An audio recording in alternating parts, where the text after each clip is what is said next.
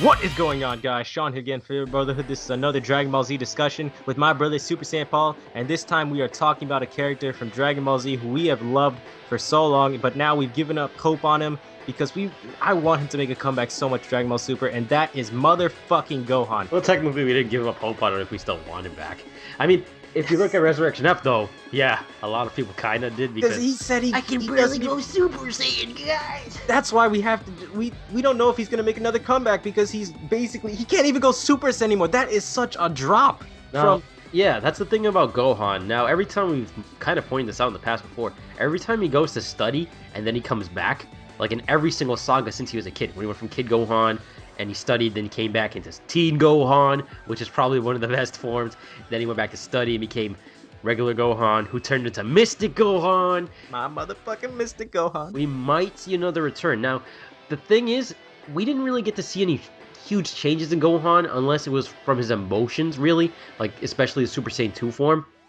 The half-human, half-Saiyan thing, they're supposed to be stronger than a regular Saiyan's blood.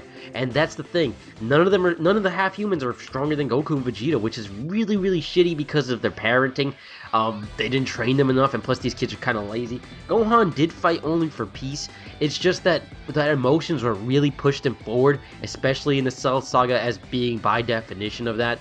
And it constantly re-emphasized the fact that power comes in response to a need, and Gohan's need was a need for peace and to protect his friends and family. Seeing them die in front of him is what really pushed him forward.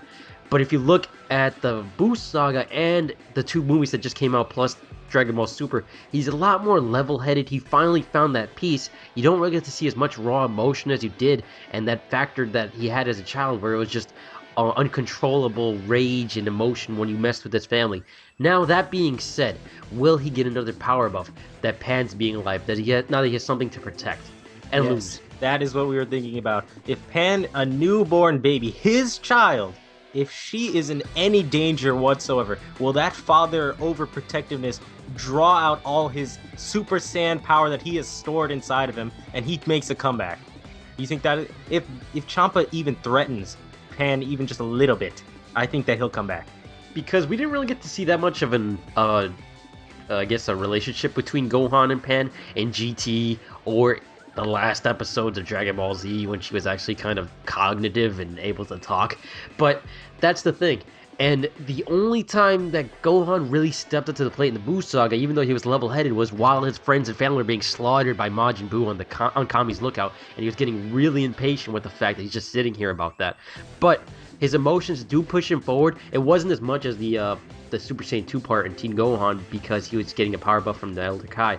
But now let's just say that Whis gives him some training, and someone threatens Pan, and he's actually one of the candidates that they have up for vote on the Beerus's team. But the thing is, Vegeta said, no, he's studying. We don't want him. At the same time, Majin Buu is rumored to be dropped for him because they even have Piccolo on the team.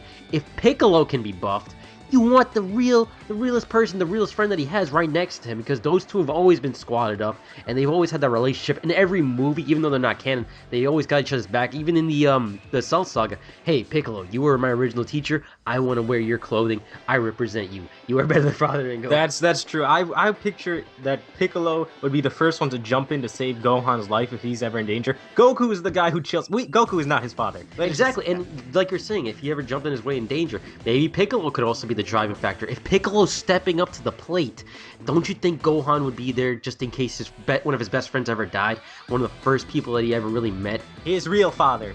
His real father, basically. That's how it would go. I think those two always go hand in hand, and they've always got each other's backs, and they've always kept an eye out for each other. When Piccolo was standing on the sidelines as Gohan was about to take off Cell, he was more concerned than anybody. So who's to say that Gohan was yelling sense at Goku, the father? Oh my god, that was brilliant. They really portrayed Piccolo being the best friend, the true father figure that Gohan is at. He truly understands who Gohan is. He's not a fighter, but only when his rage and stuff that he wants to finally protect something that is really important to him, his family, his friend's life, he will fight like to his fullest. And if Gohan sees Piccolo get hurt in any way, he will jump in. Remember Revival of F?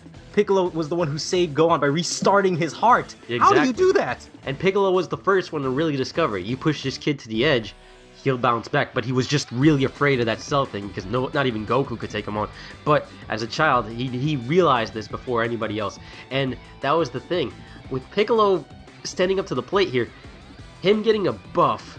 You think that Gohan's going to stand on the sidelines during this tournament, and let's just say they run into a foe who's really ruthless. We don't know who Champa's fighters are. You're not going to expect them to be exactly like they were in Otherworld to Goku, where everybody was buddy-buddy. What if these guys were, one of them were a ruthless killer, and they were just basically stomping Piccolo's head into the floor? I picture them, they're going to be assholes. That's exactly how I'm picturing them. Maybe one fighter on the enemy team will be okay. Like, they'll become friends, but beyond that, the other 4, I'm pretty sure they're going to be assholes. We don't know that for sure. I mean, if you look at the color coordination, like, I don't know if this is a big deal, but, like, look at Beerus's color, the blue stripes on him. That could represent a more level-headed universe, especially for Whis. But if you look at Champa and Vados, like, they look a little bit more fierce with the redness on them. You mean Paragon versus Renegade here? Basically, and that's what I kind of get the vibe coming from them, because Champa still looks like a little sneaky, and so does Vados especially, and I don't know, they might have a ruthless killer on the team.